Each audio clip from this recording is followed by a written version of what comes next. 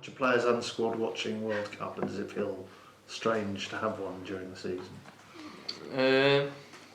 It is bizarre. You're used to it in the garden, aren't you, with barbecue or whatever, but it is weird in the winter. I think we were all itching for Johnny to get on the other night. I think the group chat was going off, hoping he was going to get on, but it wasn't to be. It was a great experience for him, and I hope he enjoyed it, yeah. Has he been in the group chat a bit even during the World Cup, or has he largely kind of kept himself to himself? The group chat's been quite quiet, to be fair. I think it was going off when England were playing Wales, but obviously he was involved in that, so he wasn't too active in it. But no, he's definitely a big part of the group, Johnny, massive part.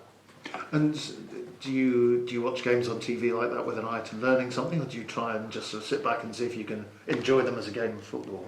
I think there's been so many. Some games kind of do pass you by. You're in there doing whatever, and the game's on in the background. Some games probably that you have more of an interest in if you know someone who's playing, or for instance England playing and you are watching it as a fan.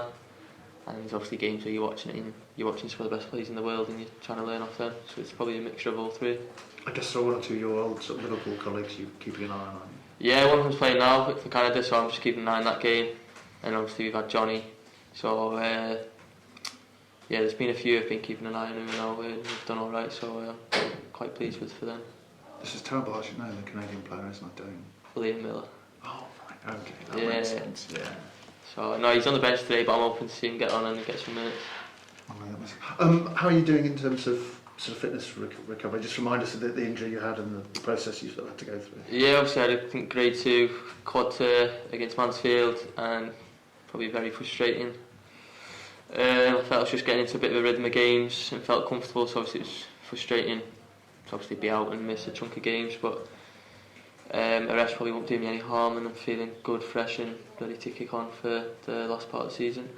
Have you sort of come through kind of stretching it and training and all those sort of little landmark points? Yeah, I was in training before the Crew game. The Crew game probably come a bit too soon for me, so I've had a good week of probably two and a half weeks of training now. So no, I feel good, I feel fresh. I'm ready to help the team again. What's it like having that's a couple of weeks of training and the end goal of a game being quite a long way away, if you see what I mean? For me it was probably nice, because obviously I had 2 weeks of training where I can build myself up to the game, so I wasn't kind of in a rush to kind of push myself for last Saturday. But no, it can be very frustrating when you are in the thick of it and you just want game after game, especially when we got beat by Crew. I think everyone wanted to play Tuesday night if we could, so it was frustrating, but I think we've done some good work on the grass and hopefully we'll show that on Saturday. What are your impressions of the team watching from the stands? I don't enjoy it, that's for sure. I want to be out there on the grass in the thick of it, but I think we've played well. I just don't think we've quite had that cutting edge in the final third for a few games, but as I say, I'm looking forward to get back out there and help the team in any way I can, and obviously fingers crossed the result will go our way on Saturday. Do you as players ever have any sort of thoughts on the fact you're involved in the sort of first game for a new manager? I don't know if that makes any difference in the fact you think the new manager might not have had much time to coach the team. Is there anything that ever sort of strikes your mind about that? Not really for me. I just think it's more about us. I think if we turn up and we play well, I think we win the game, and we win the game comfortably, so it's not really about Crawley or what they're going to do. I'm sure the gaffer and the staff have had a look at them and tried to find out as much as they can. But I think for the lads in there, it's just about us, and if we perform, we win the game. I think it's that simple. Speaking of Liverpool connections, I think James Balagazzi might be coming back, or is quite close to coming back. He got a few goals from early in the season. So just what do you know of him, and does that help you prepare as a squad? The fact you'll have played alongside him? Not massively, because I think he's playing a different system here. He might have a different role under the new manager. But no, James is a good kid, know him quite well. He's a fantastic footballer.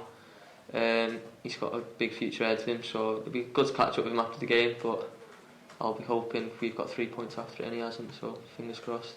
And as a squad overall, how do you kind of feel when you see your position in the league table? Does it do you justice or not? Some people say the league table never lies, but it's a 46 game season. I think we're getting stronger and stronger. I think there's been a couple of results where we would have liked to took 3 points earlier on in the season when we had that big stretch of draws. But we're not too concerned at the minute. You know, we'd like to be a bit higher, but we're quite comfortable and content. But we are ready to kick on and keep improving. Fingers crossed. Thank you. Cheers.